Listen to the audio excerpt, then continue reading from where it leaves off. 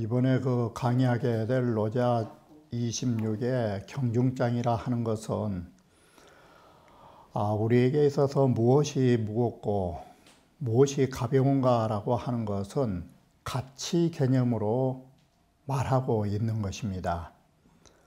어떠한 것이 귀중한 가치를 가지고 있고 어떤 것이 귀중한 가치가 아닌가라고 말하는 것입니다. 그래서 바로 우리가 귀중하다라는 것은 우리 몸 밖에 있는 것과 내 자신과 그 가치를 따진다면 내 자신이 귀중한 것이고 부귀공명과 같은 내 몸 밖에 존재하는 것들은 가벼운 것이라고 할 수 있는 것입니다. 쉽게 말하면 아무리 부귀공명을 누린다 할지라도 내 자신이 존재하지 않는다면 부귀공명은 필요가 없는 것과 같은 것입니다. 이러한 가치 개념을 이 장에서 논술을 하고 있다라고 하는 것입니다. 그러면은 원문에서 다시 이러한 점을 말씀드리기로 하겠습니다. 26 경중장이라고 하는 것은 바로 가벼운 것이 무엇이고 중한 것이 무엇인가에 대하여 말하고 있는데, 하상공은 여기에 대하여 중히 여겨야 한다라는 것은 덕을 중시해야 한다라고 생각을 했던 것입니다. 중이 경근이요 정이 조근이라, 무거운 것은 가벼운 것의 뿌리가 되고 고요함이라 하는 것은 고요할 정자는 조급할 조자를 상대로 썼기 때문에 무겁다 가볍다라고 말한 것처럼 고요하다라고 하면 여기는 조급할 조자를 쓰고 있지만 실제로는 움직일 동자의 뜻이 되는 것입니다.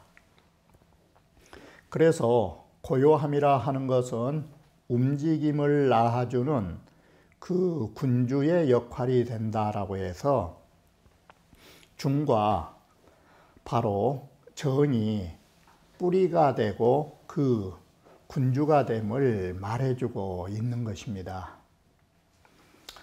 여기에서는 경중의 개념을 무거울 중자를 나의 몸으로 말하고 있고 가벼울 경자를 내 몸 밖의 물건인 즉 부귀 공명과 같은 것으로 해석하고 있는 것이며, 고요할 정자는 사람의 내면의 본성과 성품의 천명을 말하고 있다면, 조급할 조자는 바로 동적인 동한다의 개념으로 기욕이라고 하는 동하는 바로 정으로 이 움직이다를 표현하고 있는 것입니다. 이렇게 보면 고요할 정자는 성품이라면 이 조급할 조자는 움직일 동자 뜻인데, 이것은 바로 정의 글자로 봤던 것입니다.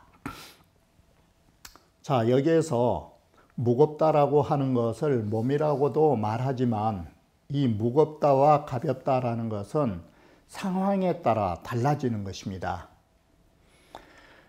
예를 들어서 이 무겁다라고 하는 것을 임금의 지위의 입장에서 보시면 이 무겁다라는 말은 뭔 글자로 바뀌게 되냐면 곧 임금의 이 권력이라고 하는 것이 임금이 지니고 있는 통제권, 바로 이와 같이 그 통제할 수 있는 능력, 이 권한을 중자로 말하기도 했던 것입니다. 이 말은 뭔 말이냐면 임금이 그 지위에 있으면은 가장 가져야 할 것이 뭐냐, 바로 신하를 통제할 수 있는 막중한 권력이 있어야 된다라고 생각을 한 것입니다. 바로 그 권력이 있어야만이 아래로 관료들을 통제할 수 있는 근본으로도 봤던 것입니다. 그래서 이 도덕경에 대한 해석을 부분적으로 가장 먼저 했던 사람은 누군가 하면 이 한비자라고 하는 사람이, 전국시대 한비자가 노자 도덕경에 관해서 무엇을 썼는가 하면 바로 이 해로편, 노자의 부분적인 것을 해석한 책이 있고, 또 한편이 21장이고 한비자 제22장에 보면 또 하나는 유로편이라고 하는 것을 썼던 것입니다. 바로 여기에 유로편이라고 하는 것은 노자를 비유로 설명하고 있는 것입니다. 바로 한비자는 이 해로편이라고 하는 데에서 무거울 중자를 임금이 가져야 할 권력으로 해석한 것입니다. 이와 같이 경중의 개념을 그 어디에 놓고 보느냐에 따라서 달라진다라고 말하는 것입니다. 단 공통점이라면 우리는 이 무거운 것이 뿌리가 되고 가벼운 것은 지엽이 된다라고 생각하시면서 이 글을 보고 있는 것입니다. 고요할 정자도 마찬가지인 것입니다. 바로 이 고요하다라는 말은 이 무슨 말이 되는가 하면 이 움직일 수 있는 것, 다시 말하면 이 고요정자와 조고발 조자를 쉽게 이해하시려면 어떻게 보면 쉽느냐면, 이 움직이다는 감정을 말하는 것인데 우리의 이 동자는 현상을 말하게 되는 것입니다. 자, 쉽게 표현하면 우리 현상에 있어서 이와 같이 보면 쉬운 것입니다. 바로 현상에 있어서 중용지도를 지키는 것을 뭐라 말하는가 하면 이건 시중이라고 말하는 것입니다. 시중이라는 것은 아시는 바와 같이 중용에서 해석할 적에 수시처중이라고 말한 것입니다. 때에 따라서 중도에 처하는 것입니다. 그런데 문제는 이 수시처중이라고 하는 것이 어느 때에 따라서 중도의 개념은 달라지는 것입니다. 그래서 이 수시처중이라고 하는 것이 시간과 공간에 맞춰 중용지도를 택하는 것인데, 이게 동하는 것인데, 시중이라는 게. 그러면 이 시중이라는 것은 무엇과 같은 것이냐 하면, 저울로 비유하면 수시라는 뜻이 무거운 물건을 달 적에는 저울추가 뒤로 가고 가벼운 물건을 달 적에는 저울추가 앞으로 오면서 수시라는 말이 저울추가 조정되면서 저울이 반듯하게 되는 것입니다. 바로 수시처중이라고 하는 시중은 저울에 물건을 다는 것과 같은 것입니다. 그렇다면 이 저울로 물건을 달라면은, 정확하게 달라면 고요할 정자는 뭐가 필요하느냐? 이게 우리는 저울을 들고 물건에 맞춰서 저울추가 올라가도 안 되고 내려가도 안 되고 중도에 맞는 일을 처리한 게 시중이라면, 이렇게 저울을 정확하게 달려면 전제가 있는 것입니다. 그게 뭐냐? 바로 우리가 이 현실에서 시중을 한다면 이런 현실을 낳을 수 있는 근본이 뭐냐? 고요정자가. 그게 미발지중이라고 하는 것입니다. 바로 이 미발지중이라는 것은 뭘 말하는가 하면, 저울이라는 것이 미발이라는 말을 어떻게 보면 쉽냐면, 거울을 사용하기 이전부터, 저울을 사용하기 이전부터 저울이라는 것이 정확해야 된다라는 것입니다. 그러면 이 정확한 저울은 어떤 것이 정확한 저울이냐? 바로 이 저울이라고 하는 것이 있다면, 이 저울은 어떤 것이 정확한 것이냐면, 저울의 첫 눈금이 있는 것입니다. 바로 이 저울의 첫 눈금이 저울추를 가져다 놨을 때 이 수평이 이루어지는 저울이 정확한 저울이 되는 것입니다. 이것은 옛날 말로 하면 바로 이 저울의 첫 눈금이라고 하는 거, 이것이 저울의 기준이고, 전자 저울로 말하면 물건을 달지 않았을 적에 영자에가 있는 저울이 정확한 것입니다. 원래가 정확한 저울이 있었기 때문에 사용할 적에 물건에 따라서 저울이 오가면서 정확한 물건을 잴 수 있는 것입니다. 원래가 정확하지 않는 저울이라면 그 물건은 아무리 저울추를 맞춰놔도 오차가 생긴 것입니다. 바로 이래서 예전에 첫 눈금을 뭐라고 하느냐, 이게 정반성이라고 하는 것입니다. 이 별성자는 눈금이라고 말하는 것으로 저울의 첫 눈금을 정반성이라고 말하는 것인데, 이 정반성이라고 하는 저울의 첫 눈금이 바로 정확해야, 이 정확한 저울을 가져야 바로 사용할 적에 정확한 물건을 재현할 수 있는 것입니다. 바로 이러기 때문에 고요정자는 어떤 뜻이냐, 바로 우리가 사용하기 이전의 중도, 내면에 있는 성품으로 중도, 이 정반성이 알맞는 저울을 가지고 있어야 모든 사물을 헤아릴 적에 정확한 물건을 잴 수 있는 것입니다. 바로 이것이 성품 성자와 바로 정자의 개념이 되는 것입니다. 만약에 저울 자체가 틀려버리면 아무리 저울을 반듯하게 재려고 해도 이것은 이루어질 수가 없는 것입니다. 이렇게 보면 저울의 중요성은 어디에 있느냐, 원래가 정확한 저울이어야 된다는 것입니다. 그것이 여기에 말하는 고여정자이고, 그것이 바로 미발지중, 발생하기 이전에 그 중도가 맞은 본성자리가 있어야 되는 것입니다. 그래서 사람이 우리 일상생활에서 바른 감정을 가지고 사시려면 전제가 뭐냐, 내면의 본성이 존재해야 현실 생활에서 이와 같은 감정 조절이 가능한 것입니다. 이것이 고요정자와 조구발조자, 움직인다의 뜻의 개념이 되는 것입니다. 자, 이렇게 보면은 이 중이라고 하는 것과 정이라고 하는 것이 근본이므로 시로 성인은 종일행이나, 이래서 성인이라는 것은 하루 종일 우리가 길을 간다 할지라도 길을 가면서 뭘 놓치면 안 되느냐, 분리치중이요라고 해서 이 치중이라고 하는 것은 바로 군대로 말하면 군량미를 싣고 가는 수레가 치중이라고 하는 것입니다. 이게 무거운 수레라는 말은 무거운 짐을 가지고 가는 수레를 말합니다.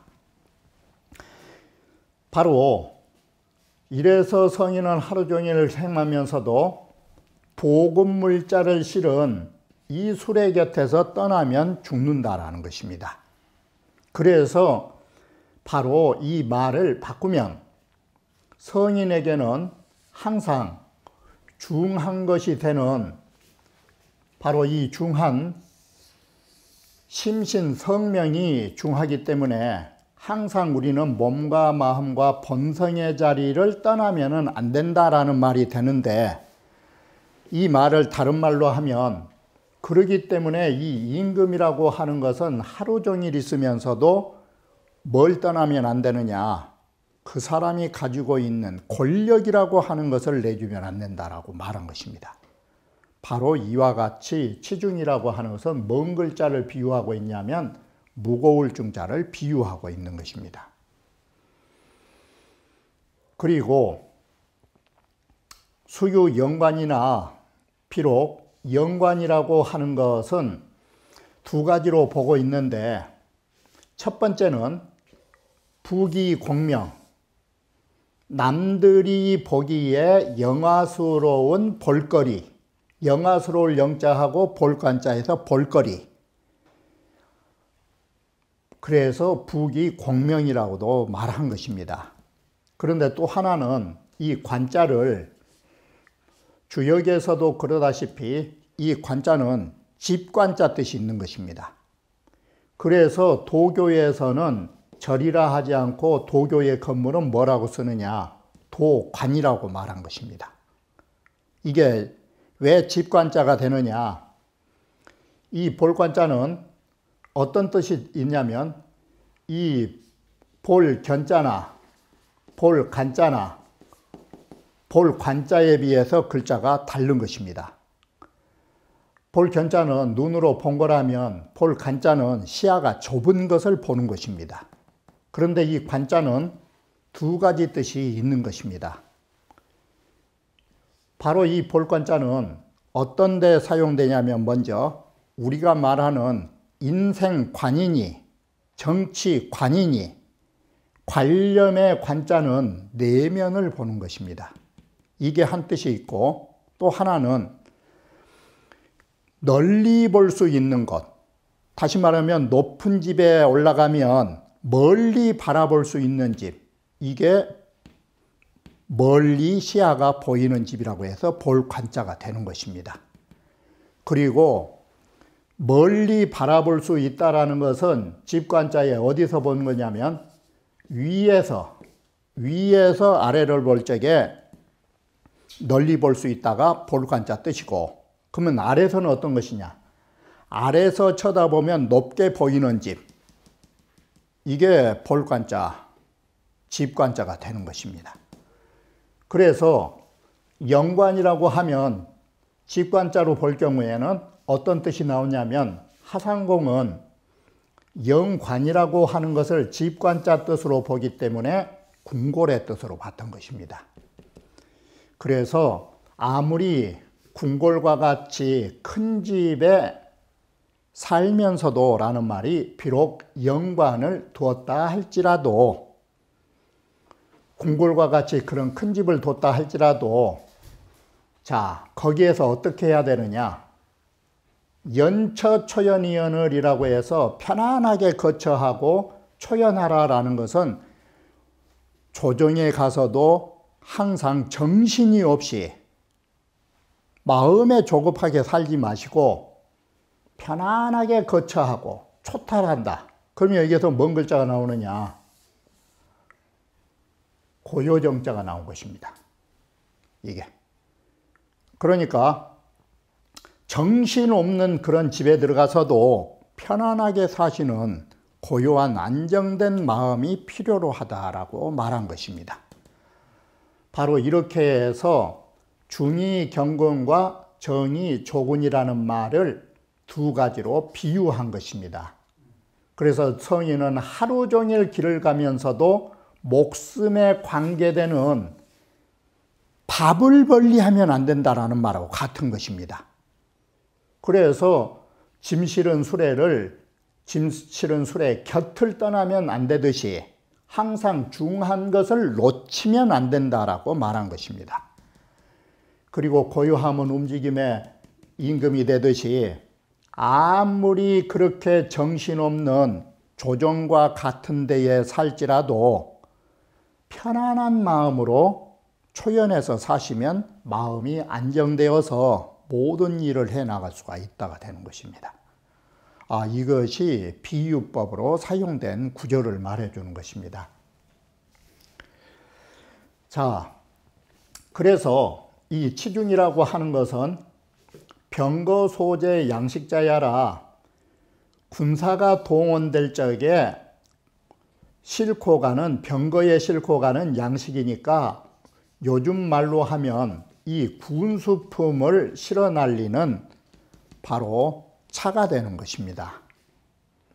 분리치중이라는 것은 뭔 말이 되냐면, 바로 이 양식이 있어야 사람이 살기 때문에 이 부분을 가지고 치중을 떠나서는 안 된다라는 것은 바로 이 양식이라는 그것으로 몸과 마음과 성명을 보존할 수 있기 때문에 그것을 중히 여긴다라고 말한 것입니다. 자, 이렇게 해서 중과 정을 말했다면 이 두 번째 단락에서는 곧 여기에 대한 비유와 사실을 말해주고 있다라는 것입니다. 그러면 세 번째는 뭐냐? 내하 만성지주로 이신 경천하리요라고 해서 바로 이렇게 해야 되는데 어찌하여 만승의 임금으로라고 해서 이 주자는 임금주자가 되면서 만승의 임금이면 만승천자가 되는 것입니다. 어떻게 만승을 누리는 천자가 이신경천하리요? 바로 그 귀중한 몸을 가지고 몸으로써 천하에 가볍게 놀리면 되겠습니까? 만승천자일수록 바로 몸을 천하에 가볍게 놀려서는 안 되는 것입니다 라고 글이 쓰여 있는 것인데, 이 문장이 주석이 경문으로 들어갔다라고 하는 것입니다. 왜 그러느냐? 중이라고 하는 구절이 성인 종일행이나 분리치중으로 나왔고, 바로 이 구절이 경적실근이라는 말로 이어져서 세 구절이 연결되는데, 또 정의조구는 수유 연관이나 불요 연처 초연에서 어디로 오냐면 조죽실근으로 오면 이 문장은 세 구절 세 구절의 병렬 방식으로 이루어져 있는 것입니다. 그런데 이 구절만 갑자기 바로 두 구절이 쓰여 있는 것은 이 주석이 되어 있는 부분이 경문으로 들어갔다라고 말하는 것입니다. 자, 아무튼 주석이 경문으로 들어갔다 할지라도 이 부분은 그렇게 해석한 것입니다. 만성천자는 자신의 몸을 가지고 천하에 가볍게 써서는 안 된다라고 하는 것이, 이 한비자는 뭐로 말했느냐? 천자라고 하는 것이 권력이 있었을 때 천하에 중함을 받는데, 자기가 지녀야 할 권력을 놓아버리면 이건 어떻게 되는 것이냐? 천자의 몸을 가지고 천하에 가볍게 쓰는 것은 뭐냐? 권력을 놔버린 거라고 말했던 것입니다. 이게 한비자의 해석은 바로 이와 같은 말을 하게 된 이유가 뭐냐면, 한비자는 법치주의의 사람으로서 법을 통해서 이 법치 사상을 말하는 사람인데, 한비자의 생각인데 항상 법치를 하려면 뭐가 필요하느냐? 임금의 막대한 권한이 있어야 되는 것입니다. 이 막중한 법을 집행할 수 있는 권한을 만승천자가 남에게 넘겨줘 버리면 그 자신은 무엇을 가지고 천하를 통치할 수 있겠느냐라는 생각을 가졌던 것입니다. 그래서 한비자는 여기에서 이 부분을 권력을 놓아버리면 바로 그 자신은 천하에 가볍게 된다라고 생각을 했던 것입니다. 그러나 또 다른 뜻으로 본다면 뭔 말이 되냐면, 천자, 만성천자처럼 권력을 가진 사람이 몸으로써 천하에 가볍게 노는 것이 뭐냐? 바로 이 가볍게 사람 몸을 지니고 논다라는 것은 천자가 바로 어떤 것을 하고 있는 것이 가벼워지는 것이냐? 몸을 가볍게 쓴다라는 것을 이렇게 해석하고 있는 것입니다. 천자의 권한이 막대하다 보니까 성색활이지간, 좋은 음악과 여색과 이런 재물과 이런 이끝의 사이에서 친명황음, 그 속에서 빠지고 그 속에서 음탕한 생활을 하게 되면 결국 그 사람은 뭘로 가느냐? 죽게 된다라는 말이 바로 장생상성이라 사람의 생명을 해치게 되고 목숨을 손상케 되는 것이다. 자기의 생명을 해치고 목숨을 바로 상처 입게 된다라는 것이 뭐냐? 이게 가벼울 경자라고 말했던 것입니다. 소위 어떤 해석을 하셨냐면 만성천자라고 하는 사람이 자신의 몸을 귀중히 여겨서 여색을 멀리하고 바로 이런 주색 잡기를 멀리해서 목숨을 중히 여겨야 하는 것인데 어떻게 일시적인 쾌락을 가지고 몸을 경망히하여 몸을 잃느냐라고 해석을 한 것입니다. 자, 그러면 경적실근이요, 이와 같이 우리가 바로 이 말은 어떻게 보면 이거 쉽느냐? 경적실근이란 말은, 자, 이 경자는 공명부기라고 한다면 이건 아주 쉬운 논리가 이루어지는 것입니다. 부기 공명을 위해서 실컷 부기 공명 해놨다가 결국 자기 몸을 잃어버린 사람이 많은 것입니다. 자, 이 경우가 어떤 경우가 많느냐? 쉬운 예로 가벼우면은 무거운 것을 잃어버린다가 뿌리근자가 이 무거울 중자, 무거움이란 건 가벼움의 뿌리니까 사람이 경망하면 그 무거운 뿌리를 상실하게 된다. 이 말은 자, 이러한 구조로 이루어지는 것입니다. 이 경이라고 하는 거 이게 부기 공명인데, 자, 더 쉽게 표현하면 우리 몸 밖의 물건은 이 재물이라고 할 수 있는 것입니다. 이 돈이라고 하는 거. 이게 시샘말로 좀 그렇지만 먹고 살만하면 죽어버린 사람들, 이게 무엇 때문에 그러하느냐? 바로 이것이 재취적, 이 재물을 모이다 보면 이 소리가 뭔 소리가 되느냐?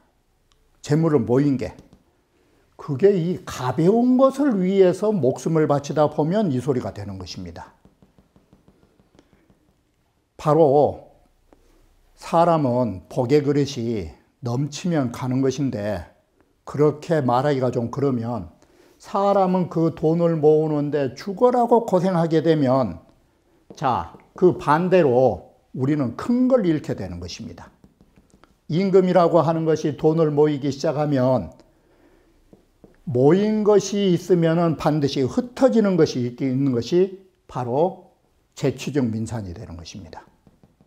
이게 돈이라고 하는 이 가벼운 거 하나 좀 모아놨더니 상대적으로 가장 나에게 중대한, 위정자에게 중대한 백성을 잃게 되는 것입니다.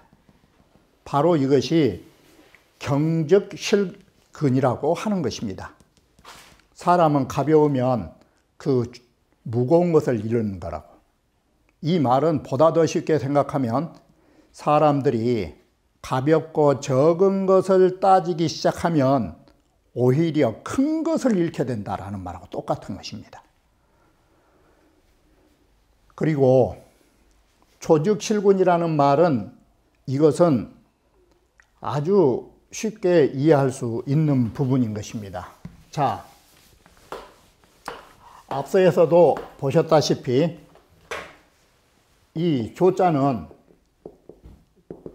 움직이다의 뜻이고, 이 움직임이라고 하는 것은 정을 말하는 것입니다. 이게. 그런데 만약에 저 조급한 것이 위주로 하면 무엇을 하게 될까?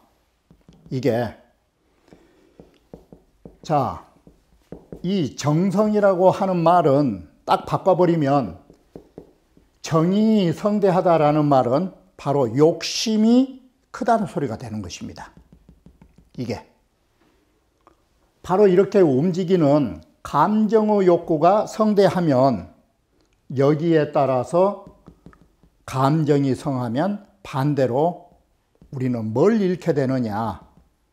바로 본성을 상실하게 되는 것입니다.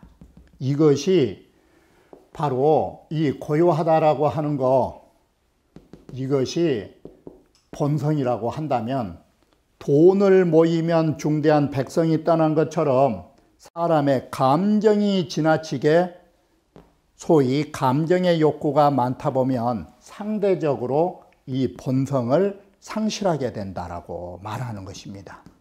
이것이 조직실군인 것입니다. 조급하면 임금을 잃게 된다라고 하는 임금이 바로 조급함의 군주인 고요한 본성을 상실하게 된다라고 말한 것입니다. 자,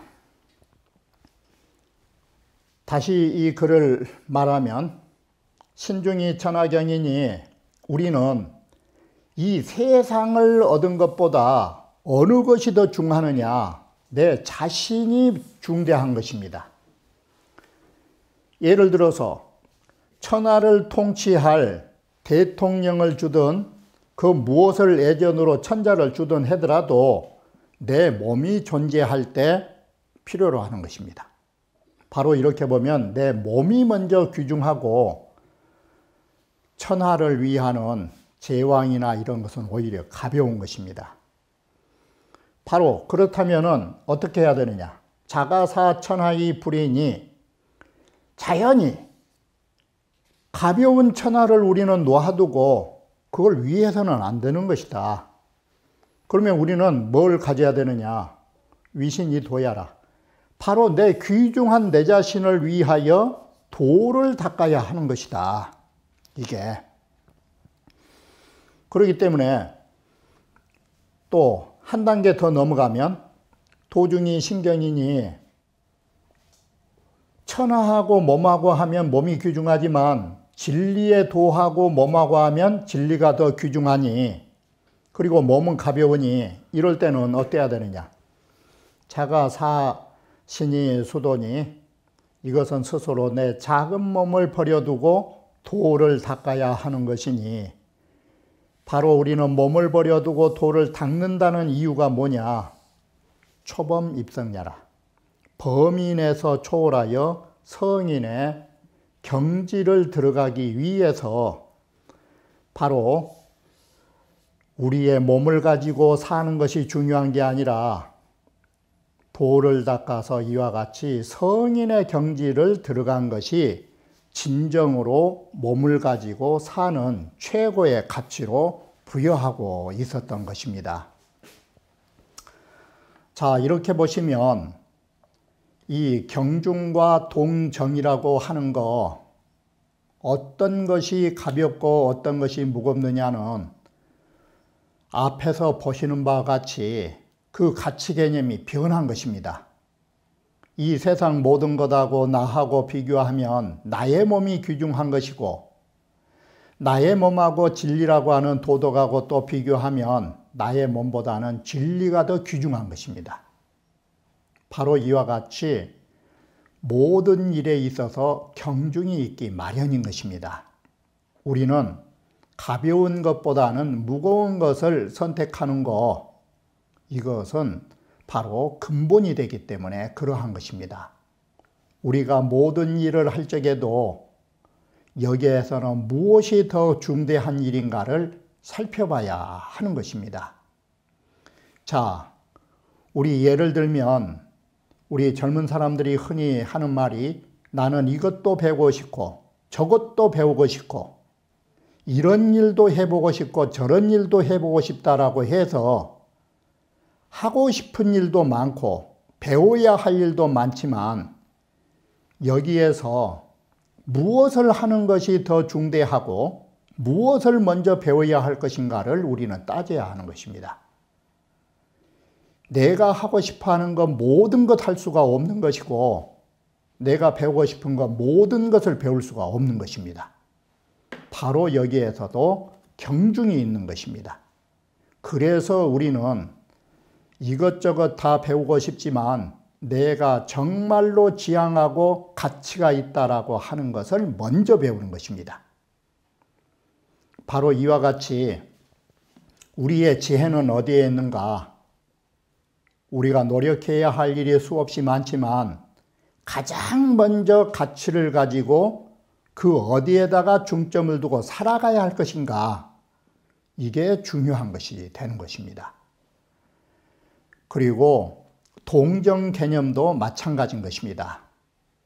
우리가 활발하게 운동하는 것, 다시 말하면 활발하게 이 세상을 위하여 일하고 사는 것, 이 움직임도 좋지만 이 사회를 위하여 활발하게 움직이시려면 먼저 뭐가 필요하느냐?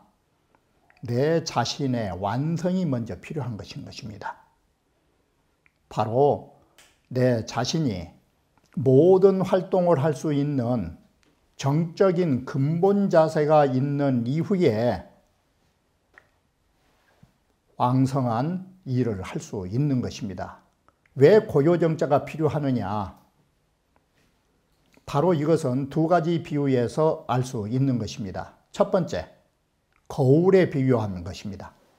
거울이라고 하는 거, 거울을 벽에다 걸어놓고 조용히 있으니까 거울이 비치지, 거울을 흔들면서 사람의 얼굴을 본다면 그 얼굴이 제대로 보일 것인가? 그리고 두 번째 비유로 물이라고 하는 것인데, 왜 사람의 얼굴은 흐르는 물에는 비치지 않은 것일까?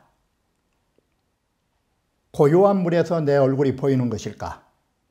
장자는 임 막감의 유수로 돼 사람이라는 것은 흐르는 물에서 내 얼굴을 비춰볼 수는 없지만 가모지수, 고요한 물에 있으면, 고요한 그 연못 위에 있으면 나의 모습이 보이는 것처럼 바로 이와 같이 내 고요한 마음이 있어야 모든 사물을 비춰볼 수 있다라는 것입니다. 자, 이러한 예를 두고 보더라도 우리는 어떠한 것이 먼저 가치가 있고, 그리고 내 자신의 마음이 먼저 안정되어야 그 밖에 모든 일을 할 수 있다라고 생각했던 것입니다. 이와 같이 본다면 우리는 멀리 보지 마시고 바로 내가 하고자 하는 일에 있어서 지금 그 무엇이 중대하고 내가 먼저 무엇을 해야 할 것인가를 아는 것이 무거울 중자와 고요할 정자로 이 장에서 말하고자 하는 핵심의 요지라 할 것입니다. 그러면 다음 강좌에 이어서 다시 말씀드리기로 하겠습니다.